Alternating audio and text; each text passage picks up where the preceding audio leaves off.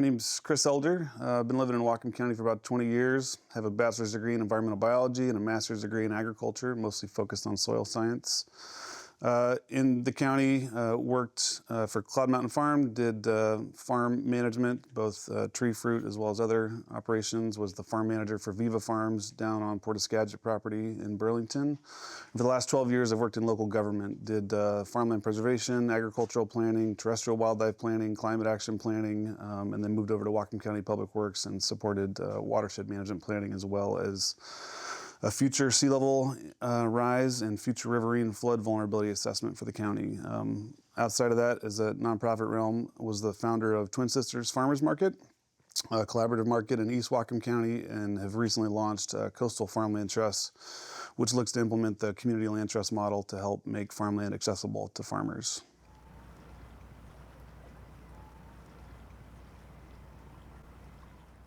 Yeah, I think what is most exciting to me about the port, so as I mentioned, having worked in local government for 12 years, I'm super familiar with the local land use planning framework as well as watershed management planning framework and that legislative kind of backdrop. I've tried regulations and plans, and they have a role. I still work for King County running their farmland preservation program, so I'm still invested in that local government framework. I think what's most exciting to me about the port is the fact that it holds the economic development planning engine. So how do we actually invest in our industries that are priorities for the county, both working marine trades, but also our other natural resource lands such as ag and forestry.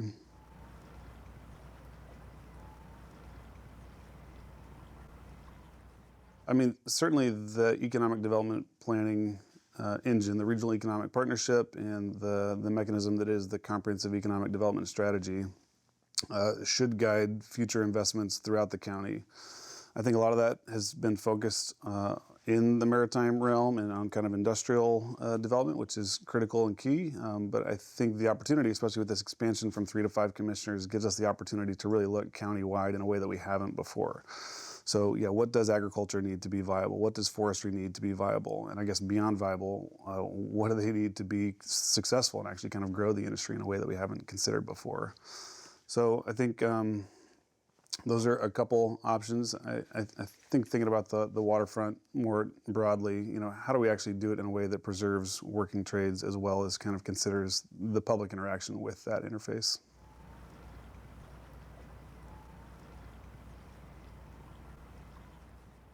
I think by and large, once a property is in public ownership, the intention and I think the goals of the community are to keep that within public ownership. Certainly even running a new community farmland trust, there's the value of kind of making sure that the asset remains preserved. And under that coastal farmland trust framework, we're actually looking at doing 99-year leases. So you provide that long-term tenure to a private business, private industry, but you still make sure that the property is stewarded long-term. I can imagine future, whether it's sea level rise or future riverine flood, other sort of hazards that might facilitate or might necessitate transferring ownership to it. But even in those scenarios, it feels like maintaining it in public ownership makes a lot of sense. So I think by and large, not super excited about transferring public assets into private ownership, but I imagine there are some scenarios where that does make sense.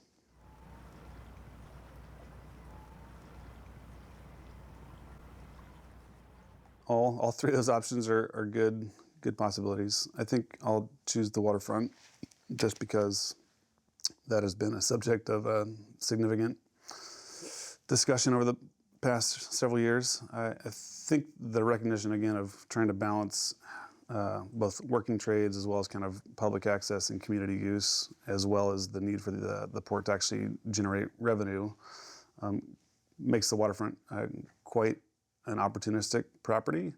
I feel like, first and foremost, we have the shipping terminal. We have the use of private boats in the Fisher or in the Whatcom Creek pathway there. So there are opportunities to expand that.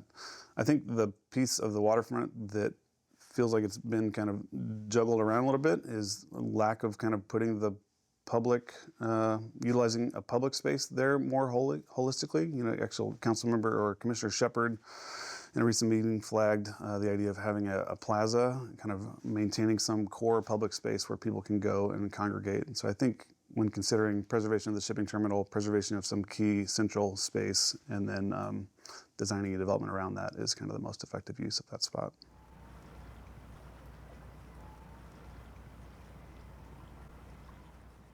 Super exciting to see the Boxberry Farm, the Whatcom Food and Farming Station, come into port ownership. That's extremely exciting to me, both from a lack of Whatcom County having a research station historically. You know, a lot of our local crop variety trials and other agricultural test operations occur down in Mount Vernon at the research station.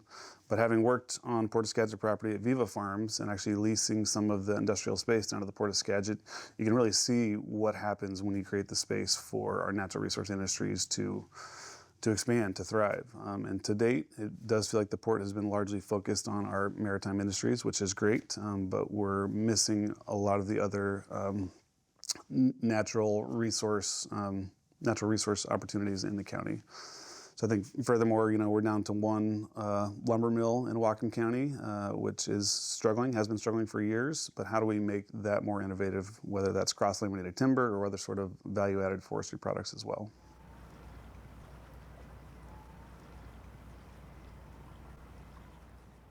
You know, a lot of my experience has been focused on local market development. You know, as I mentioned, Twin Sisters Farmers Market, kind of the lack of market access in East Whatcom County. And certainly my relationships with the bigger farm operations, raspberry, potatoes, and dairy. There's this recognition that we need to get our products out to the larger world. So there's that question of what do we produce locally that can be activated or shipped out to the rest of the world, and how do we make our waterfront more desirable to receive goods? Our location in between Vancouver and Seattle puts us in an enormously profitable or great location to be a hub of activity, and I think we avoid some of the Seattle traffic or the border issues. So how do we activate that more clearly? So the fact that they're developing that rail spur, or reestablishing the rail spur, I should say, adjacent to the shipping terminal, kind of puts us again in a kind of a key position to expand that. So how do we receive goods in a way that the trade-free zones or the other expansion opportunities?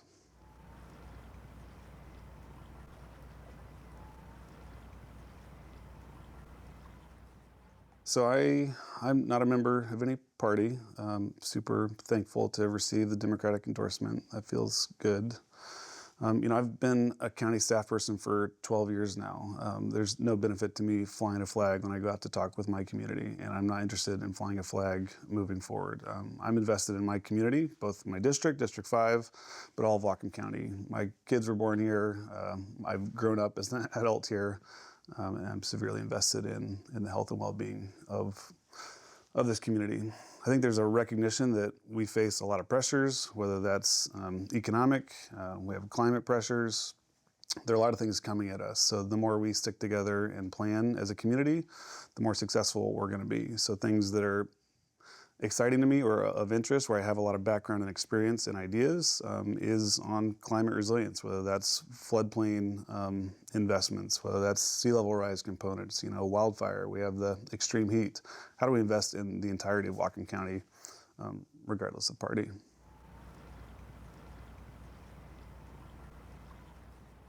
You know, I had my campaign launch this past weekend, and it was exciting to hear someone kind of flag the recognition of something I bring to the table, which is, you know, there are issues everywhere, and a lot of us are good at seeing the issue and pointing the finger and not really knowing how to react beyond that. You know, the thing that I bring to the table is I can see a problem and I can figure out a way to address that. And I have good relationships throughout the community. I have good ideas on where we could go, what the vulnerabilities are, what the opportunities are, and the fact that I bring this local government knowledge and want to utilize the port's authority around economic development and some of the other components, I think create a good platform for me to represent East County, invest in a working waterfront, invest in natural resource trades around the county.